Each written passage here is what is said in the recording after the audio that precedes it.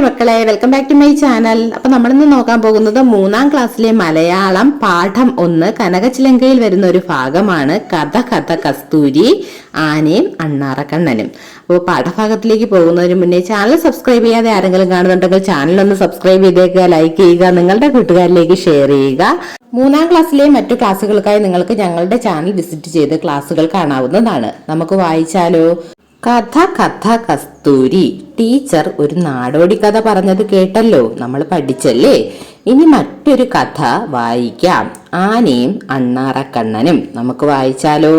ആനയും അണ്ണാനും ഓരോരോ പ്ലാവ് നട്ടു. ആന എന്നും നനച്ചു കൊടുത്തു.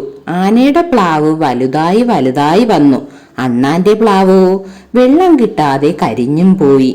ആനയുടെ പ്ലാവിൽ ഒരുപാട് ചക്ക ഉണ്ടായി. അത് കണ്ട് അണ്ണാന് കൊതിമൂത്തു. ആന കാണാതെ അണ്ണാൻ പ്ലാവിൽ കയറി ഒരു ചക്ക തിന്നു.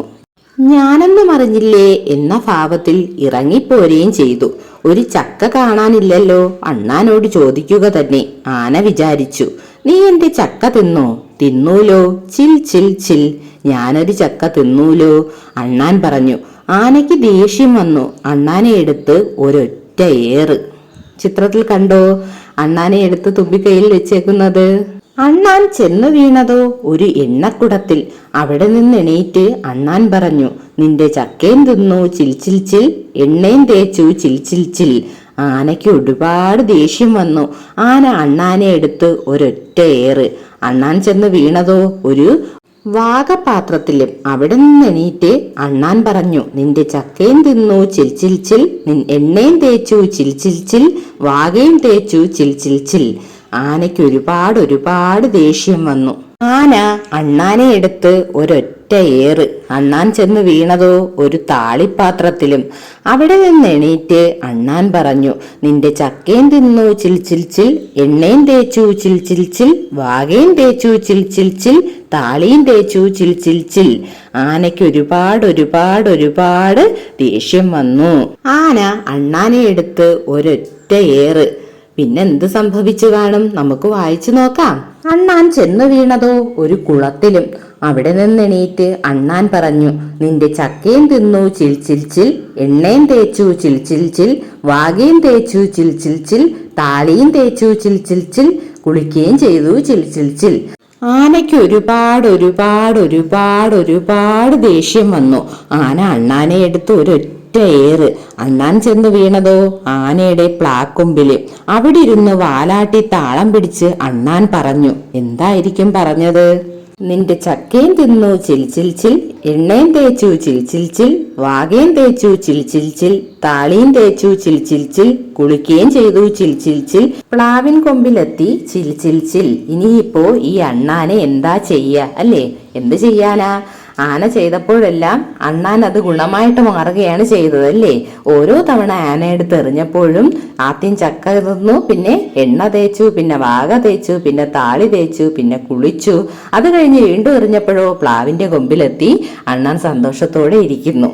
അപ്പോൾ ഇതുപോലുള്ള നാടോടി കഥകൾ നിങ്ങൾ കേട്ടിട്ടുണ്ടാവും അല്ലേ മക്കളെ? നിങ്ങൾക്ക് ഈ കഥ ഇഷ്ടപ്പെട്ട് കാണും. അപ്പൊ ഇതുപോലുള്ള നാടോടി കഥകൾ നിങ്ങൾ ശേഖരിക്കുമല്ലോ. നമുക്ക് പാഠഭാഗ ചോദ്യങ്ങൾ നോക്കിയാലോ? ചോദ്യം 1, ഈ കഥ നിങ്ങൾക്ക് ഇഷ്ടമായോ? ടീച്ചർ പറഞ്ഞു കേൾപ്പിച്ച മറ്റു നാടോടി കഥകളോ എന്തുകൊണ്ട്? അപ്പോൾ ഈ കഥ ഇഷ്ടമായത് എന്തുകൊണ്ട് എന്ന് എഴുതണം. ടീച്ചർ നാടോടി കഥകൾ പറഞ്ഞു തരും, അതനുസരിച്ച് നിങ്ങൾക്ക് എഴുതാവുന്നതാണ്. ഉത്തരം എഴുതാം. ഈ കഥ എനിക്ക് വളരെയധികം ഇഷ്ടമായി. കാരണം താളത്തിൽ ഒഴുക്കോടെ വായിച്ചു പോകാൻ കഴിയുന്ന കഥയാണിത്. മൃഗങ്ങൾ കഥാപാത്രങ്ങളായി വരുന്ന ഈ കഥ വായിക്കുമ്പോൾ അതിലെ സംഭവങ്ങൾ നേരിൽ കാണുന്നത് പോലെ തോന്നും. കഥയിൽ ആവർത്തിച്ചു വരുന്ന വരികൾ കഥയ്ക്ക് പ്രത്യേക ഭംഗി നൽകുന്നു. ഇതിൽ നമ്മെ ചിരിപ്പിക്കുന്ന ഒരുപാട് കാര്യങ്ങൾ തന്നിട്ടുണ്ട്. സന്ദർഭങ്ങളും അതുപോലെ തന്നെ ആ സന്ദർഭത്തെ പ്രയോഗിച്ചിരിക്കുന്ന രീതിയും നമ്മളെ രസിപ്പിക്കുന്നതാണ്.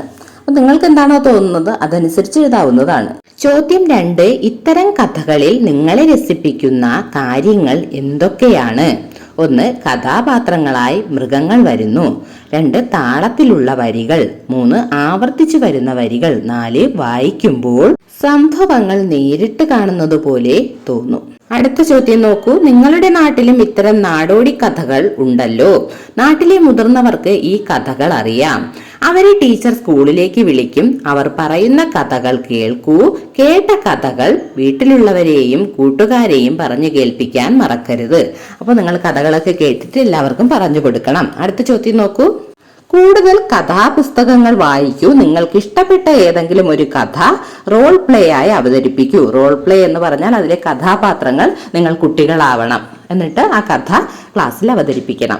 അടുത്ത ചോദ്യം, നിങ്ങൾ കേട്ടതോ വായിച്ചതോ ആയ കഥ പാവനാടകമായി അവതരിപ്പിക്കൂ.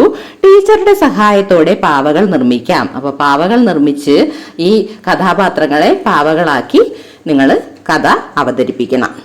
അപ്പോൾ കനകച്ചിലങ്കയിൽ വരുന്ന ഈ ഭാഗം കഴിഞ്ഞിരിക്കുകയാണ്. അടുത്ത ക്ലാസ്സിൽ അടുത്ത പാഠഭാഗവുമായി കാണാം. എല്ലാവരും നന്നായിട്ട് പഠിക്കുക. ഒപ്പം സബ്സ്ക്രൈബ് ചെയ്യാനും ലൈക്ക് ചെയ്യാനും ഷെയർ ചെയ്യാനും മറക്കരുത്.